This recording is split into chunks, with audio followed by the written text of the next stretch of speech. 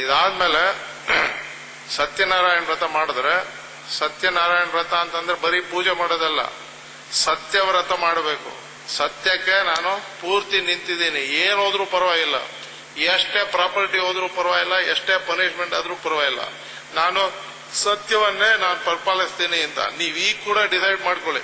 ಈಗ ಏನೇ ಆಗಿರ್ಲಿ, ನಾನು ಇವತ್ತಿಂದ ಸತ್ಯದಲ್ಲೇ ಇರ್ತೀನಿ. ನನ್ನ ತಲೆ ಏನು ನನ್ನ ಪ್ರಾಣ ಹೋದ್ರೂ ಪರವಾಗಿಲ್ಲ, ಸತ್ಯದಲ್ಲೇ ಇರ್ತೀನಿ ಅಂತ ನೀವು ಯಾರು ಡಿಸೈಡ್ ಮಾಡ್ಕೊಂತೀರೋ ಅವರು ಸತ್ಯನಾರಾಯಣ ವ್ರತವನ್ನ ಶುರು ಮಾಡಿದಾಗೆ ಲೆಕ್ಕ. ಸುಮ್ಮನೆ ನಾ ಶುರು ಮಾಡ್ತೀನಿ ಅಂತ ನೀವು ಅನ್ಕೊಳ್ಳಿ ಸಾಕು.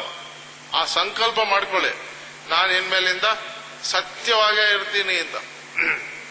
ಸುಮ್ಮನೆ ಅನ್ಕೊಂಡ್ರೆ ಸಾಕು, ಅದಕ್ಕೆ ಪೂರ್ತಿ ಮಾಡ್ತೀನಿ ಅಂತ ಅಂದ್ರೆ ಪೂರ್ತಿ ಇವತ್ತಿಂದ ಈಗಿಂದ ನಾನು ಸತ್ಯಕ್ಕೆ ನಿಂತ್ಕೊಂತೀನಿ ಅಂತ ಮಾಡಿದ ತಕ್ಷಣ ಸತ್ಯನಾರಾಯಣ ವ್ರತದ ಫಲ ಬರಕ್ ಶುರು ಮಾಡ್ಬಿಡುತ್ತೆ. ನೀವೇನ್ ಅನ್ಕೊಂತೀರೋ ಅದೆಲ್ಲ ಆಗಕ್ ಶುರು ಮಾಡ್ಬಿಡುತ್ತೆ. ಇದು ಸತ್ಯನಾರಾಯಣ ವ್ರತ. ಇದು ಎಲ್ಲದಕ್ಕಿಂತ ಶ್ರೇಷ್ಠವಾಗಿರುವಂತಹ ವ್ರತ. ಏನಿಲ್ಲ, ಇದು ಏನೋ ಸತ್ಯವಾಗಿರೋದು ಅಷ್ಟೇ.